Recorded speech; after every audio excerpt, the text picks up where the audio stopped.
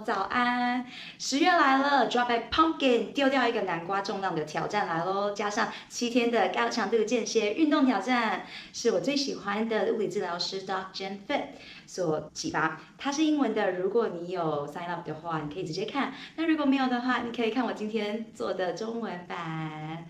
祝你有一个美好的一天，同时别忘了补充你的营养，营养非常重要，在运动前、运动中、运动后。都非常的重要哟。30天的觉醒健康计划，跟我们一起了吗？你现在加入也不晚哦。Peace to you guys. Have a great day. Hey there. So I grabbed my 电解质，还有我的 pre-workout. I'm gonna mix together. Show you guys. Easily just put them 放进去。一个是 pineapple 口味，然后一个是 berry 口味。它有很多的 B12， 还有叶酸，以及维他命 E。I'm so pumped. And then you just shake it off. 我的 daily routine. 补足充分的营养，今天是经期第2天，还是可以满满的活力，开启我们的 workout. Okay? Drink some, and then we'll get there. Blood flow and getting restrictions out, kind of wiggle it out. We're gonna get started in like 10 seconds because we gotta go really fast. Kind of circle it out a little bit, bring it the other way, and then we gotta get right into it. So we're starting with a jump rope for the first exercise of our HIIT workout. We're only going for 40 seconds, so it's gonna go pretty quick. So getting right into this. So when you're jump roping, you want to make sure that you're over your big toe, okay? You don't want to be falling out towards your pinky toe. You want your shoulder blades kind of pulled back, but your rib cage not sticking out. So you don't want to be pulling back so much that your rib cage sticks out. You want that rib cage to be right over that pelvis. So this way you're getting a bit of core engagement with your back muscles working at the same time. So it actually makes it quite a functional jump rope. Rather than just jump roping and letting that pressure go into your little back. We don't want that. Yeah. Okay? Next one, we're going to come down to the floor. That way, we're actually getting true scapular stability. As we push up, we're getting into your serratus. And as you come down, we're increasing the stretch and the eccentric control around your chest. Okay. Sorry, back into it. Jumping narrow and wide. Now, this is teaching your knees how to track over your toes the entire time because you don't want your feet ever to go wider than your knees. So we don't want to be jumping here. It just adds pressure into your hip, into your knee. So you want to make sure that you're teaching your body and your brain how to go in a straight line. Now, the other thing is that we're not folding over. If I fold, I get this creak just in my back if I do that. So you also want to keep your chest erect, but abs on, okay? Walking right back in. Now what you don't want is any wiggling from your hips or else we lose the stability. So we're teaching our pelvic floor, glutes, hamstrings, and abs how to work as one by keeping this front line here. So your abdominals nice and tight. At the same time, your glutes and your pelvic floor are working as well. So it becomes more of a full body HIIT work, more of a full body movement rather than just a bridge or glute exercise. Not too shabby, not too bad. Kind of introducing you guys on day 1, a little bit softer than some of my HIIT workouts might be. They're going to get a little bit more adventurous as we go on. The reason I do a cardio intermixed with a strength exercise is because it does give our body a little bit of time to relax while still keeping that heart rate elevated throughout to become that high intensity. Excuse me. Okay, so we just went from the cardio with the jump rope. Now we're going into, try to get in a few more than I am. I'm trying to talk to you guys the whole time and to really explain the exercise. Okay, next we're going the jumps narrow, wide again, out, in, in. And this again is going to jack that heart rate up just like the jump rope did. a little bit more because we're using more muscle power right around our legs. So it increases that strength and that cardiovascular activity a lot more because we're working even harder. Okay, going right down to those bridges again. Hands turned out. This actually turns on your external rotators and your shoulder joints for your rotator cuff stability while you're doing a lower body exercise. How cool is that? Okay, so we walk out nice and slow, walk it back in, walking it out, walking it in, really pressing up, slowing down that breath, making sure, again, rib cage stays right on top of your pelvis. So if you're wondering how to reverse anterior pelvic tilt, this is a really good one to start to teach your body where the alignment should be without getting into a false hip extension and actually getting into your lower body as well. So all in all, a great one. Okay, last round. You ready for this? Yes. I think it's last round, or maybe we have 2 more. I can't remember. I'm just gonna keep going.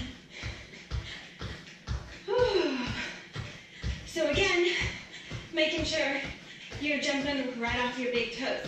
If you do not have a jump rope, that's okay. Off your big toes. So what's happening here is I'm still sinking rib cage down over my pelvis, just like we did in the bridge, to keep that front core on. Shoulder blades pulling down and back and jumping off my big toe. So you want to make sure your ankles stay right in alignment. They don't want to be falling out. That can cause a lot of compression onto your feet and a lot of discomfort, possibly even something called plantar fasciitis. So that's where a lot of that can come from. Okay, back into that push-up. If you need to modify, drop onto your knees. Slowly lower it down. Extend, always looking straight down at the mat. The reason we look down is because once I look up, I turn on my cervical extensors. We don't want that. Tuck that chin, look straight down and out. And then really big push. Again, you can be on your knees for that big push. Slowly all the way down. Reaching, keep your feet on the ground. This is only the upper body moving right there. And then right back up. Okay?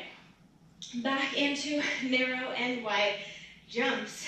Okay? So this becomes a full body workout. And the more you focus on everything, the more you focus on continuing to go, go, go, no stopping except those 10-second breaks, the better of a workout you're going to get.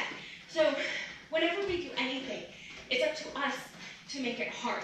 I used to go into yoga classes and be like, that's easy, I'm flexible. Until I really started to pay attention to what I'm actually doing within each pose. Am I pulling here? Am I squeezing here? Am I engaging here? And I became a lot more mindful of what my body was doing through each movement. It became much harder. So it is up to us to determine how hard something is going to be, okay? It's not up to anyone else except you. So if a workout is too easy, it's because you weren't mindful enough about the movement. Again, squeezing, palms up. Don't let those hips move, okay? So this is like getting into a single leg bridge. It's teaching you how to work your inner thighs, your hamstrings, your glutes, pelvic floor, abdominals, with breathing and keeping this all into place and external rotation of the arms and the shoulders. So this one becomes such a cool one. Yes, you might just feel it in the hamstrings, but it's really making your brain and your body work together and increase that stability, get you out of that low back, get you out of those feelings within your body, like your hip flexors or that anterior tilt. All right, awesome. I was right, we only had one more set. So now we go into our core workouts here, okay? So we're gonna start in quadruped today. So that means on all fours, you want your arms to be directly under your shoulders and your knees directly under your hips. We're just gonna kind of find where that middle point would be. So you can find middle and neutral by moving back and forth here, and then come, stop, wherever that midpoint feels like it is. You want to pitch behind your armpit, so you turn your lats on.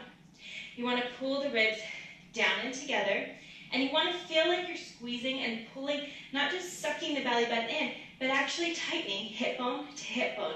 So it becomes really strong. Shoulders down, ribs down, abs squeezing tight.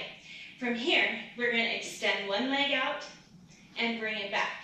To increase this challenge, you could place like a foam roller on your back and see if anything is moving. So what happens a lot with leg extension is that, but you see how my rib cage now drops and my hips move. So instead we want to stack everything into that amazing alignment we just worked on with the bridge and with the jump rope, and practice and focus on where that's coming from. Now we'll add the opposite arm into that. So reaching and coming back. This all stays, but you want to think of your limbs reaching away from you and then coming right back. Reach them away. The longer the lever, the more demand we put onto the abdominals. So it makes that core stability and that alignment work even harder, which is really amazing for the body. So reaching, reaching. We'll do one more to each side. Reaching. Okay. Now here, if we want to really bump up that stability and that strength, we just go into holds. So we're going to reach with that opposite again and hold. Now what you want to be thinking about is reaching that arm, reaching that leg long, pulling that rib cage in, keeping it nice and tight. Isometric holds are amazing for the body to start to build that strength, especially at that end range of motion, and really understanding where it gets to go. So putting that body in a nice stable position and then placing it down. Switch and hold. Reaching, reaching, reaching from that arm, reaching from that leg, pulling that belly button nice and tight, hip bone to hip bone, rib cage in, shoulder, other shoulder that's on the ground, down. Breathe. Most important thing here, not forgetting to breathe. Okay, placing it down.